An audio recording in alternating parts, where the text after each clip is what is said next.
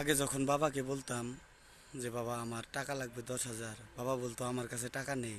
তবে ওইদিকে যে বাবা ঋণ করে যে আমাকে টাকা দিয়েছে সেটা তো আর আমি জানি না।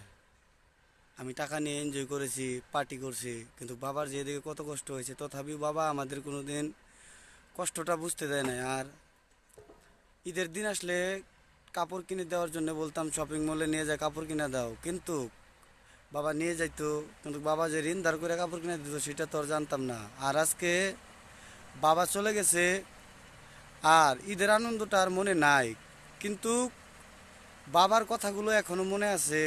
আর এখন নিজে অনুভব করতেছি যে বাবা কেন ঈদের দিনে সেরা কাপড় পরে থাকতো, আমাদের কেন ভালো কাপড় পরাতো। সেই কথাটা এখন আমি ভালো করেই বুঝতে পারছি যে বাবাই কেন ছিঁড়া জামা পিনতে থাকতো।